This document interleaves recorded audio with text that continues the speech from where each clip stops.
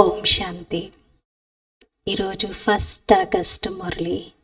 August మాసము పవిత్రతకు సూచకంగా అందరికీ మనం రక్షాబంధనం యొక్క పర్వదినాన్ని జరుపుకుంటూ పవిత్రత సందేశాన్ని ఇచ్చేటువంటి మాసము.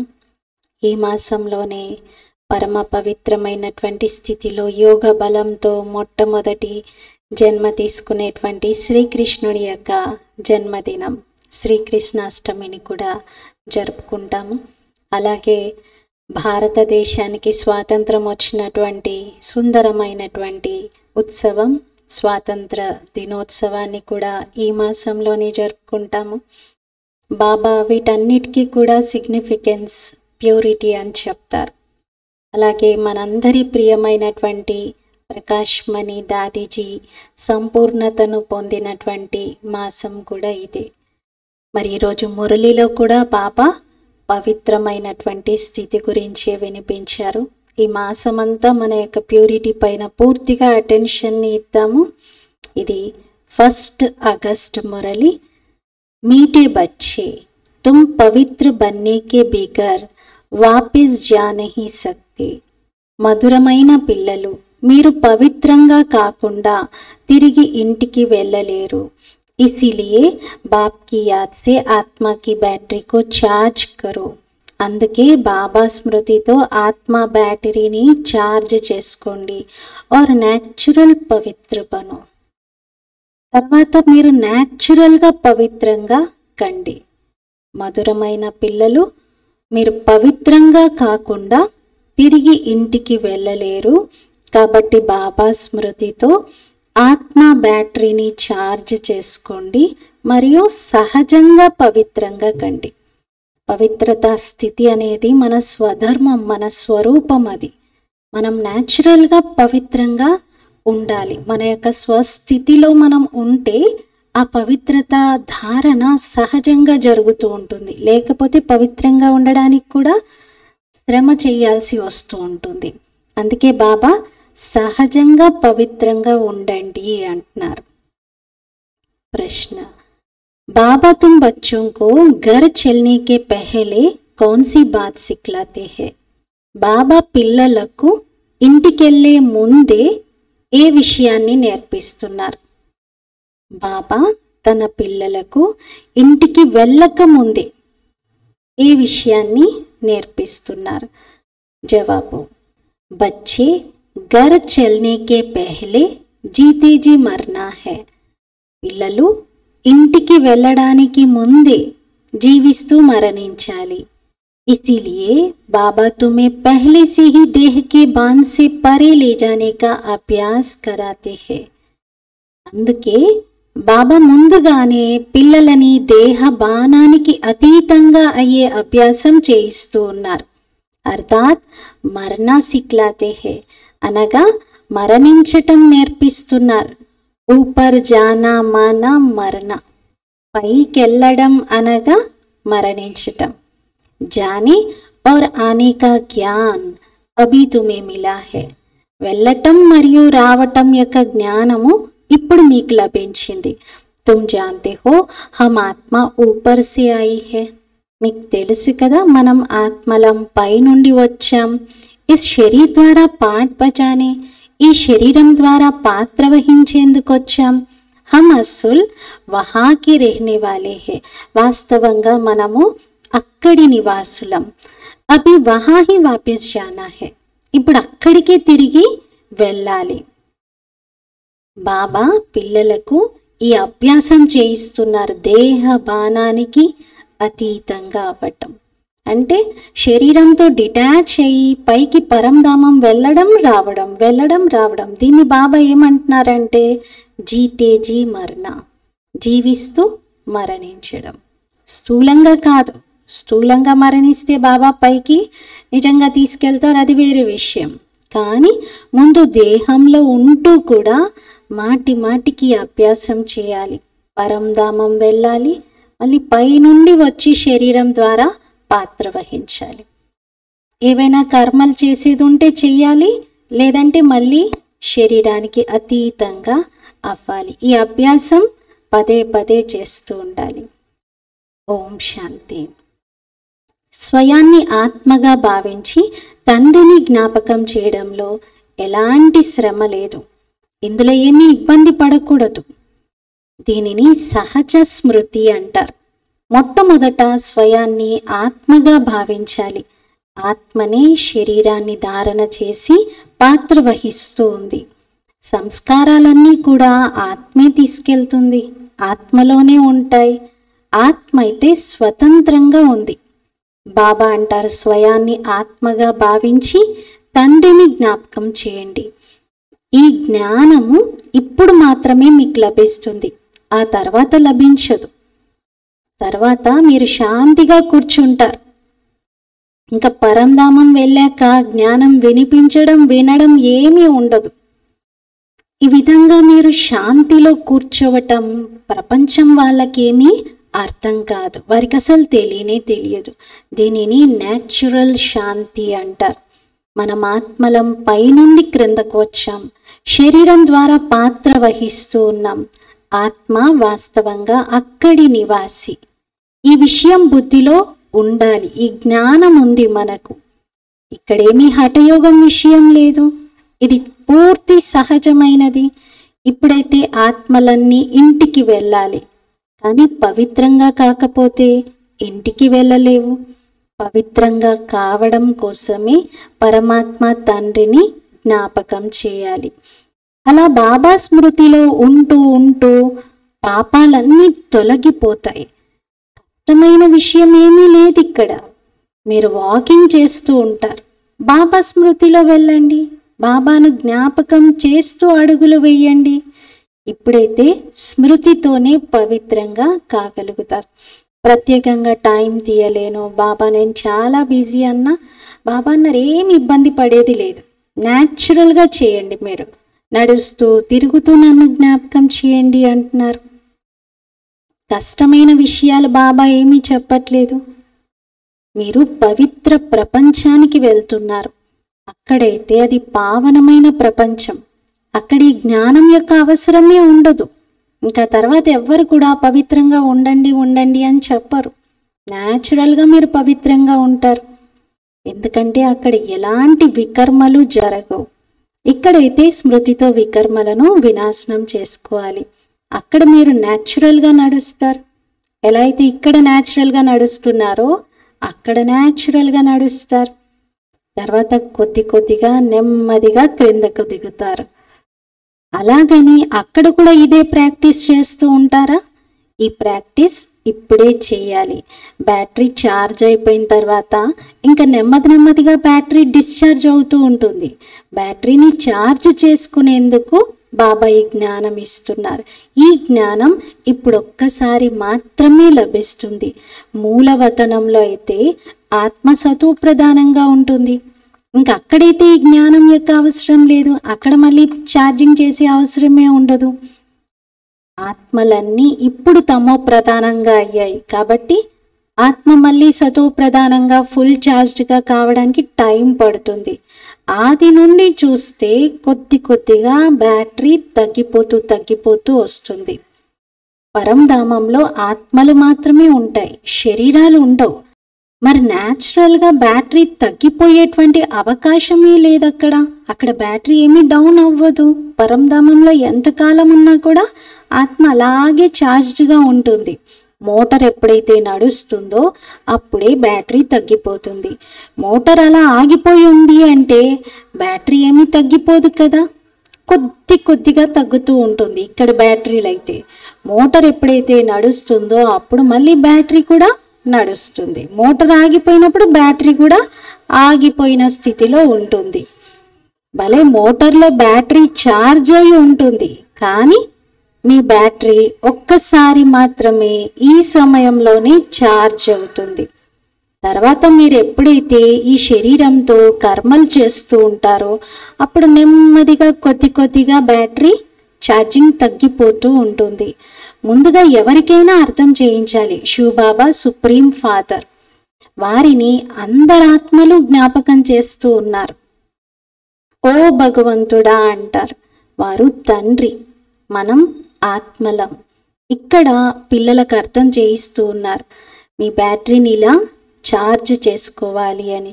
బ్యాటరీ ఎలా అయితే ఛార్జ్ అవుతుందో కూడా బాబా చెప్పేస్తున్నారు. భలే ఎక్కడికైనా తిరగండి, వాకింగ్ చేయండి, విహారానికి వెళ్ళండి, కానీ బాబా స్మృతిలో వెళ్ళండి, బాబాను జ్ఞాపకం చేయండి. అప్పుడు సతో ప్రధానంగా అవుతారు. ఏ విషయమైనా అర్థం కాకపోతే అడగండి. ఇవి చాలా సహజమైన విషయాలు. 5000 సంవత్సరాల తర్వాత మన బ్యాటరీ మళ్ళీ డిశ్చార్జ్ అయిపోతుంది. బాబా వచ్చి అందరి బ్యాటరీని ఛార్జ్ చేస్తారు.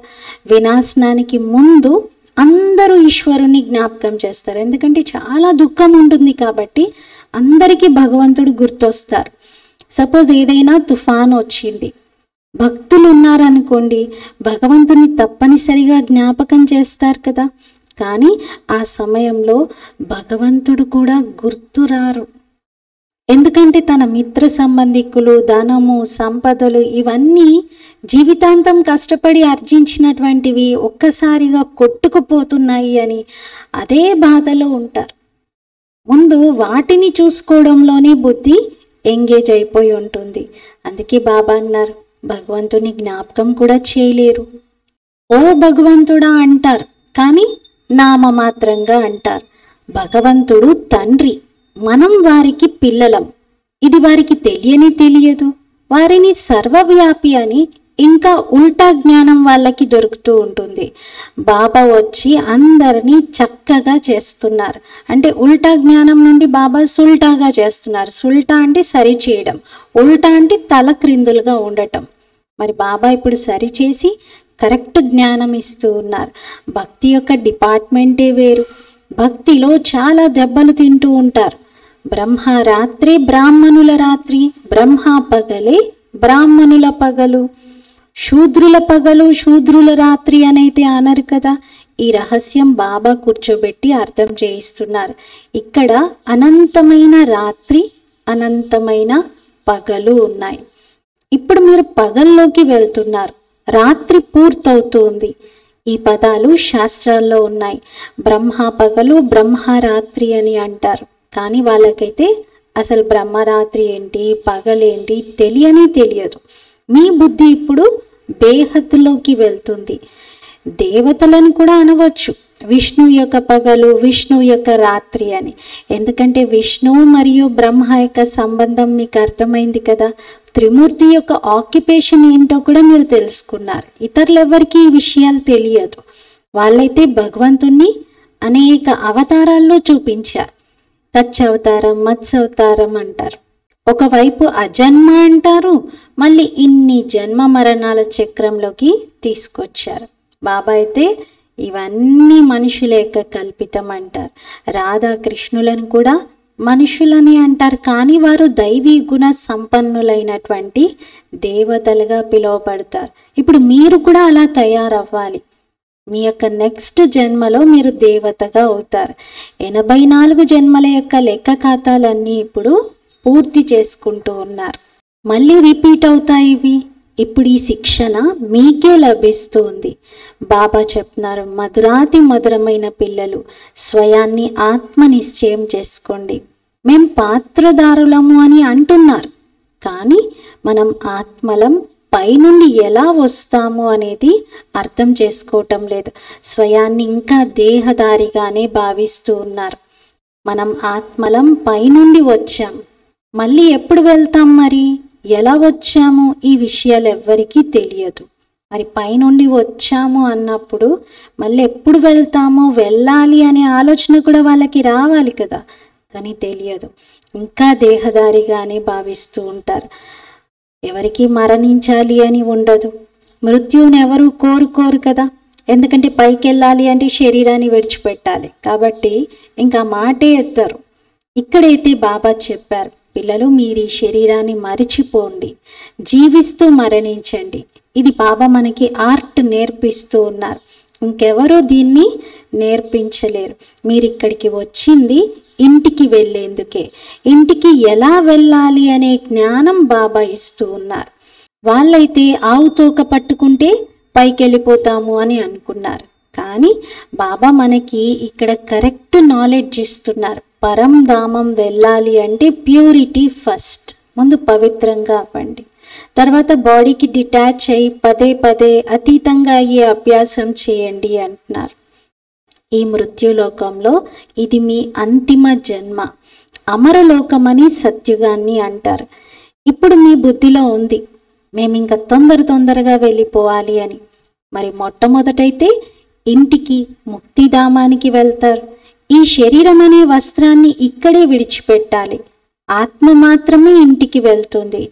ఎలాగైతే హద్దు నాటకంలో యాక్టర్స్ ఉంటారు, యాక్టర్స్ యాక్టింగ్ పూర్తయిన తర్వాత ఆ కాస్ట్యూమ్స్ని అక్కడే వదిలిపెట్టి ఇంటి నుండి ఎలా వచ్చారో అదే డ్రెస్లో వెళ్ళిపోతారు.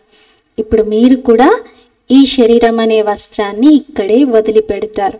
సత్యుగంలో అయితే కొద్దిమంది దేవతలే ఉంటారు. ఇక్కడ చూడండి ఎంతమంది మనుషులు ఉన్నారో. అక్కడైతే ఆది సనాతన దేవీ దేవతా ధర్మం ఉంటుంది. ఇక్కడ అందరూ స్వయాన్ని హిందువుగా చెప్పుకుంటున్నారు. సనాతన ధర్మంలోని ఆత్మలందరూ హిందూ అని చెప్పుకుంటున్నారు. తమ శ్రేష్ఠ ధర్మము, కర్మలు అన్నీ మర్చిపోయారు. అందుకే ఇంత దుఃఖాన్ని పొందుతూ ఉన్నారు. సత్యయుగంలో మీవి శ్రేష్ఠ కర్మలు ఉంటాయి, మీ ధర్మం శ్రేష్టంగా ఉంటుంది. ఇప్పుడు కలియుగంలో ధర్మ భ్రష్టులుగా అయ్యారు. బుద్ధిలో ఉంది కదా ఎలా మేము పడిపోయాము అనే నాలెడ్జ్. ఎలా పడిపోయాము? వికారాల కారణంగా. ఇప్పుడు అనంతమైన తండ్రి పరిచయం మనకి లభించింది. అనంతమైన తండ్రి వచ్చి కొత్త ప్రపంచం, స్వర్గాన్ని రచిస్తున్నారు. బాబా చెప్తున్నారు మన్మనాభవ. ఇది గీతలోని పదం. సహజ రాజయోగం యొక్క జ్ఞానం అనే పేరునైతే విన్నారు కదా. సహజ రాజయోగం యొక్క పరిచయం ఇచ్చింది గీత. ఇదే మీ పాఠశాల. పిల్లలు వచ్చి చదువుకుంటారు. మా బాబా యొక్క పాఠశాల ఇది అని అంటారు. ఎలాగైతే పిల్లలకు తండ్రి ప్రిన్సిపల్ అయి చదివిస్తున్నారనుకోండి, ఎంత నషాగా చెప్పుకుంటారు. ఇది మా నాన్నగారి కాలేజ్ అని అంటారు. తండ్రి అక్కడ ప్రిన్సిపల్గా చదివిస్తూ ఉంటే పిల్లలకి ఆ నష కలుగుతుంది, మేము మా నాన్నగారి కాలేజీలోనే చదువుకుంటాము అని. మరి వారి తల్లి కూడా ప్రిన్సిపల్ అనుకోండి, అప్పుడేమంటారు? మా అమ్మా నాన్న ఇద్దరు ప్రిన్సిపల్ అని అంటారు, ఇద్దరూ చదివిస్తున్నారు అని. మా మమ్మ బాబా యొక్క కాలేజ్ ఇది అని అంటారు. మరి మీరేమంటారు? మమ్మ బాబా యొక్క పాఠశాల అంటారు. ఇద్దరూ చదివిస్తున్నారు. ఇద్దరూ ఈ ఆత్మిక కాలేజ్ యూనివర్సిటీని తెరిచారు. ఇద్దరూ కలిసి చదివిస్తూ ఉన్నారు. తండ్రి పిల్లలని అడాప్ట్ చేసుకున్నారు. ఇవి చాలా గూహ్యమైనటువంటి జ్ఞాన విషయాలు. బాబా కొత్త విషయం ఏమీ అర్థం చేయించట్లేదు. ఇదైతే కల్పకృతం కూడా బాబా అర్థం చేయించారు. ఎంత జ్ఞానం ఉంది అంటే రోజు రోజుకి ఈ జ్ఞానం గూహ్యాతి గూహ్యంగా అవుతూ ఉంది. ఆత్మ యొక్క ఎక్స్ప్లెనేషన్ చూడండి, బాబా మొదట ఎలా ఇచ్చారు, తర్వాత ఎంత సూక్ష్మమైనది అని వినిపించారు. ఇంత చిన్న ఆత్మలో 84 జన్మల యొక్క పాత్ర నిండి ఉంది. అది ఎప్పుడూ వినాశనం అవ్వదు. ఆత్మ అవినాశి. ఆత్మలోని పాత్ర కూడా అవినాశి. ఆత్మనే చెవుల ద్వారా వింటుంది. శరీరం అయితే పాత్రధారి, అంటే పాత్ర వహిస్తుంది. శరీరం నుండి ఒకవేళ ఆత్మ వెళ్ళిపోయింది అంటే ఇంకా మాట కూడా మాట్లాడదు, జవాబే రాదు. ఇంకా ఆత్మనే కదా మొత్తం శరీరం యొక్క ఇంద్రియాలను ఉపయోగించుకొని మాట్లాడేది, చూసేది, వినేది. ఆత్మే వెళ్ళిపోయిన తర్వాత బాడీ డెడ్ అయిపోతుంది. అందుకే బాబా చెప్తున్నారు, పిల్లలు ఇప్పుడు మీరు తిరిగి ఇంటికి వెళ్ళాలి. ఈ పురుషోత్తమ యుగం ఎప్పుడైతే వస్తుందో అప్పుడే అందరినీ నేను తీసుకెళ్లేందుకు వస్తాను. కానీ దీంట్లో పవిత్రత ముఖ్యమైనటువంటిది. శాంతిధామంలో అయితే పవిత్రమైన ఆత్మలే ఉంటాయి.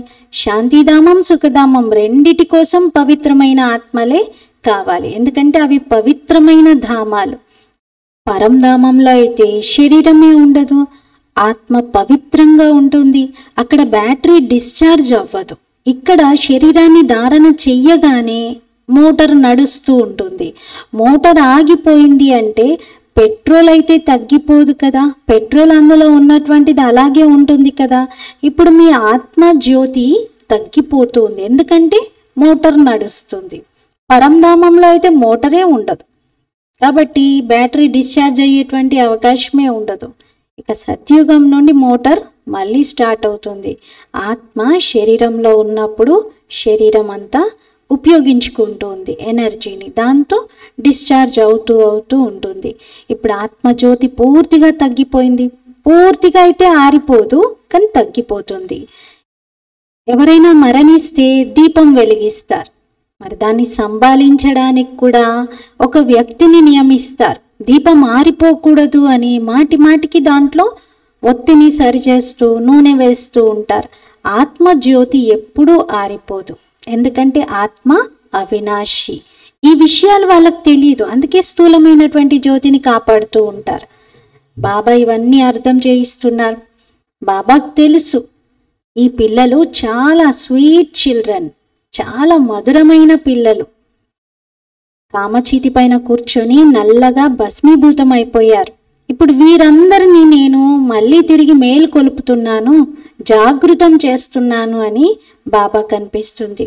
పూర్తి తమో ప్రధానంగా నిర్జీవంగా అయిపోయారు. తండ్రినే తెలుసుకోవట్లేదు. శరీరం అయితే ఎందుకు పనికిరాదు, మట్టిలోనే కలిసిపోతుంది. అదెవరి శరీరమైనా సరే, ఎంత గొప్ప వ్యక్తిదైనా సరే. కొందరు కాల్ చేస్తారు, కొందరేమో ఒక బాక్స్లో పెట్టి పాతి పెడతారు. పార్సీలైతే బావి పైన అలా డెడ్ బాడీని పెట్టేస్తారు. పక్షులన్నీ వచ్చేసి మాంసము తినేస్తాయి. ఇక మిగిలేది అక్కడక్కడ ఎముకలు క్రింద పడతాయి. ఆ తర్వాత అవి కూడా పనికొస్తాయి. ప్రపంచంలో అయితే లెక్కలేనంత మంది మనుషులు మరణిస్తున్నారు. ఇప్పుడు అందరూ ఆటోమేటిక్గా శరీరాలను విడిచిపెడతారు. మీరిక్కడికి వచ్చిందే శరీరం విడిచి తిరిగి ఇంటికి వెళ్ళేందుకు, అనగా మరణించటానికి. మీరు సంతోషంగా వెళ్తారు, తర్వాత మళ్ళీ జీవన్ముక్తిలోకి వస్తారు. ఎవరిదైతే పాత్ర ఉందో వారు అంతిమం వరకు వహించాల్సిందే. పాత్ర ఎవరు తప్పించుకోవడానికి ఉండదు, మధ్యలో ఆపేసి వెళ్ళిపోవడానికి ఉండదు. బాబా పురుషార్థం చేయిస్తూ ఉన్నారు. సాక్షిగా చూస్తూ ఉండండి. ఇక్కడైతే అర్థం చేసుకోవాల్సిన విషయం, ఇందులో భయపడే విషయాలు ఏమీ లేవు. మనం స్వర్గానికి వెళ్ళేందుకు స్వయమే పురుషార్థం చేసి శరీరాన్ని విడిచిపెడుతున్నాం సంతోషంగా, ఒత్తిడితో కాదు, ఏ రకమైనటువంటి వైరాగ్యంతోనో లేకపోతే దేని నుండో తప్పించుకోవడానికో కాదు. చాలా సంతోషంగా సహజంగా డిటాచ్ అవుతున్నాం. తండ్రిని జ్ఞాపకం చేస్తాం, అంతమతి సుగతి అవుతుంది. ఇందులో కొంచెం శ్రమ ఉంది. ప్రతి ఒక్క చదువులో శ్రమ అయితే ఉంటుంది కదా. భగవంతుడు వచ్చి చదివిస్తూ ఉన్నారు, మరి తప్పనిసరిగా ఈ చదువు కూడా అంత ఉన్నతంగా గొప్పగా ఉంటుంది. ఇందులో దైవీ గుణాలు కావాలి, ఈ లక్ష్మీనారాయణలుగా కావాలి. సత్యుగంలో వీరి రాజ్యమే ఉండేది. ఇప్పుడు మళ్ళీ మీరు సత్యుగి దేవతగా తయారయ్యేందుకే ఇక్కడికి వచ్చారు. లక్ష్యం, ఉద్దేశం అన్నీ సహజంగా ఉన్నాయి. త్రిమూర్తి చిత్రంలో క్లియర్గా ఉంది. బ్రహ్మ, విష్ణు, శంకర్ల యొక్క చిత్రం లేకపోతే ఎలా అర్థం చేయిస్తారు? బ్రహ్మ సో విష్ణు, విష్ణు సో బ్రహ్మ. బ్రహ్మకి 8 భుజాలు, 100 భుజాలు చూపిస్తారు. ఎందుకంటే బ్రహ్మకు చాలామంది పిల్లలు ఉన్నారు. అందుకే పిల్లలందరూ సహయోగం ఇచ్చిన దానికి గుర్తుగా చిత్రంలో భుజాలను పెంచి చూపించారు. ఒక్కటే శరీరం చూపిస్తారు, భుజాలు మాత్రం పెంచేస్తారు. ఎందుకంటే అందరిది ఒకే మతం, బాబా యొక్క శ్రీమతం పైన నడుస్తూ బాబా కార్యంలో అనేకులు సహయోగం ఇస్తున్నారు. అందుకే మనుషులు అన్ని భుజాలు కలిగినటువంటి బ్రహ్మ రూపాన్ని చూపిస్తారు, తయారు చేస్తారు. కానీ నిజంగా చూస్తే అన్ని భుజాలు ఎవరికైనా ఉంటాయా? రావణుడికి 10 తలలను చూపిస్తారు. దాని అర్థం ఏమిటో మనుషులకు తెలియదు. ఇక్కడ బాబా అర్థం చేయిస్తూ ఉన్నారు. 10 తలలు వికారాలకి గుర్తు అని. స్త్రీలో ఉన్న 5 వికారాలు, పురుషుల్లో ఉన్నటువంటి 5 వికారాలు కలిపి 10 చూపించారు. కానీ ఇది ఎవరికి తెలియదు. ఇదొక ఆట, దీని గురించి ఎవరికి తెలియట్లేదు. మొదటి నుండి ఎలా ఆరంభం అవుతుంది, ఎలా అంతమవుతుంది అన్నీ బాబా చెప్తున్నారు. వాళ్ళైతే కేవలం పరంపర అంటారు. అరే అది కూడా ఎప్పటి నుండి అనేది ఒక లెక్క ఉండాలి కదా. మరి మధురాతి మధురమైన పిల్లలకు తండ్రి చదివిస్తూ ఉన్నారు. తండ్రి ఇక్కడ టీచర్ అయి, గురువై చదివిస్తూ ఉన్నారు. మరి పిల్లలకి ఎంత సంతోషం కలగాలి. ఈ మ్యూజియం మొదలైనవి ఎవరి డైరెక్షన్తో తెరుస్తున్నారు?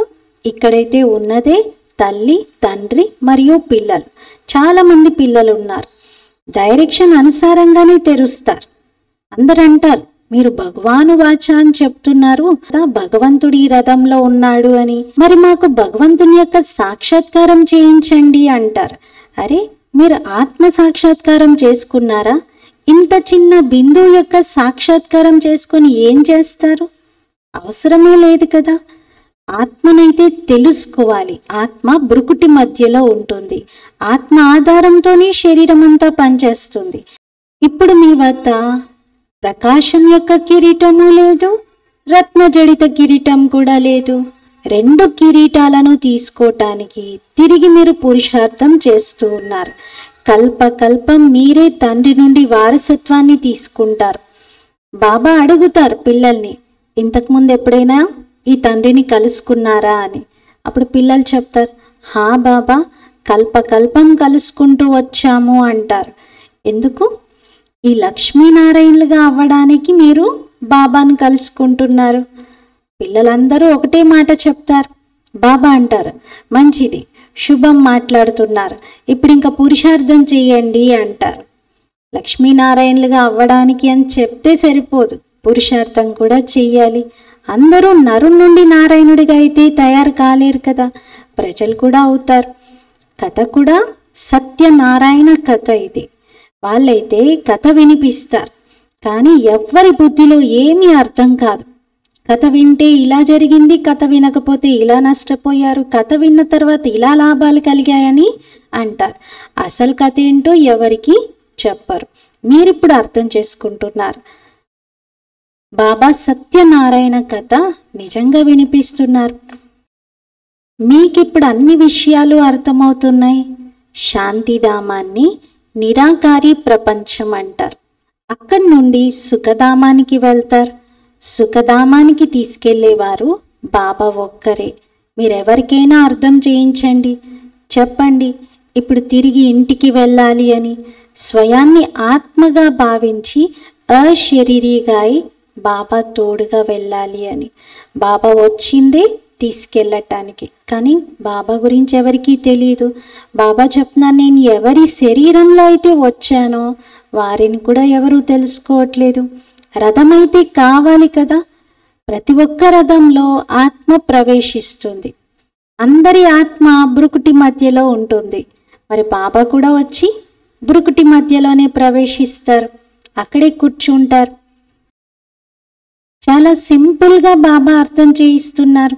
పతిత పావనుడైతే ఒక్క బాబానే. బాబాకు అందరు పిల్లలు సమానమే. వారిలో ప్రతి ఒక్కరూ తన తన పాత్రను పోషిస్తున్నారు. ఇందులో ఎవరు ఇంటర్ఫియర్ అవ్వలేరు, ఎందుకంటే ఎవరి పాత్రను మనం మార్చలేం. వారి పాత్ర అనాదిగా అలా ఫిక్స్ అయిపోయి ఉంది. ఒక్కొక్కరు ఒక్కొక్క రకంగా పాత్ర పోషిస్తూ ఉన్నారు. అచ్చా, मीठे मीठे सिकिलते बच्चों प्रति माता पिता बाप दादा का याद प्यार और गुड मॉर्निंग। रूहानी बाप की रूहानी बच्चों को नमस्ते। हम रूहानी बच्चों की रूहानी बाप दादा को याद प्यार गुड मॉर्निंग और नमस्ते। मेरा बाबा मीठा बाबा प्यारा बाबा शुक्रिया बाबा। धारण కొరకు ముఖ్య సారము. ఫస్ట్ పాయింట్, ఈ శరీరం అనే వస్త్రంతో మమత్వాన్ని తొలగించుకొని జీవిస్తూ మరణించాలి, అనగా తన పాత లెక్కాచారములను పూర్తి చేసుకోవాలి. సెకండ్ పాయింట్, డబల్ కిరీటధారిగా తయారవ్వటానికి చదువులో శ్రమ చేయాలి, దైవీ గుణాలని ధారణ చేయాలి. లక్ష్యం ఎలాంటిదో శుభమైన మాటలే మాట్లాడాలి, అలాంటి పురుషార్థమే చెయ్యాలి. ఫస్ట్ పాయింట్లో బాబా శరీరంతో ఎలాంటి మమత్వం ఉంచుకోకుండా డిటాచ్ అయ్యేటువంటి అభ్యాసం, అంటే మొత్తం లెక్కాచారంలన్నింటినీ క్లియర్ చేసుకుంటూ జీవిస్తూ మరణించాలి అంటున్నారు. సెకండ్ పాయింట్లో ద్వికిరీటధారిగా అవ్వడానికి చదువులో శ్రమ చేయండి, అంటే కొంచెం ఎఫర్ట్ పెట్టండి. దైవీ గుణాల ధారణ పైన అటెన్షన్ ఇవ్వాలి, మంచి మాటలే నోటి నుండి రానివ్వాలి అంటున్నారు. वरदानम अकल्याण के संकल्प को समाप्त कर अपकारियों पर उपकार करने वाले ज्ञानी तु आत्मा भव. అకల్యాణం యొక్క సంకల్పాన్ని సమాప్తం చేసి అపకారీలపైన ఉపకారం చేసేటువంటి జ్ఞాని ఆత్మా భవ. అకల్యాణం యొక్క సంకల్పాన్ని సమాప్తం చేసి అపకారీలపైన ఉపకారం చేసేటువంటి జ్ఞాని ఆత్మా భవ. వివరణ: ఎవరైనా రోజు మీ గ్లాని చేస్తూ అకల్యాణం చేస్తూ నిందిస్తూ ఉంటే, దూషిస్తూ ఉంటే వారి పట్ల కూడా మనస్సులో ద్వేషభావం కలగకూడదు. అపకారి పైన కూడా ఉపకారం, ఇదే జ్ఞాని ఆత్మ యొక్క కర్తవ్యం. ఎలాగైతే మీరు పిల్లలు తండ్రిని 63 జన్మలు నిందిస్తూ వచ్చారు, అయినా కూడా తండ్రి కళ్యాణకారి దృష్టితో చూశారు. అలా ఫాలో ఫాదర్. జ్ఞాని ఆత్మ అనగా సర్వుల పట్ల కళ్యాణ భావన కలిగి ఉండటం. అకల్యాణం సంకల్పమాత్రంగా కూడా ఉండకూడదు. అందరి పట్ల, మనల్ని నిందించిన వారు, గ్లాని చేసిన వారు, దూషించిన వారు, అందరి పట్ల కళ్యాణ భావననే ఉండాలి. స్లోగన్: మన్మనాభవ స్థితిలో స్థితులై ఉండండి, అప్పుడు ఇతరుల యొక్క మనస్సులోని భావాలను కూడా తెలుసుకోగలుగుతారు. మన్మనాభవ స్థితిలో ఉన్నప్పుడు ఎదుటివారి మనస్సులోని భావాలను కూడా తెలుసుకోగలుగుతాం. ఈరోజు స్వమానం: నేను జ్ఞాని ఆత్మను. మరి జ్ఞాని ఆత్మ ఏం చేస్తారు? సర్వుల పట్ల, మొత్తం విశ్వంలోని ఆత్మలందరి పట్ల కళ్యాణ భావనను కలిగి ఉంటారు. అలాగే అటెన్షన్ ఇద్దాం. ఓం శాంతి.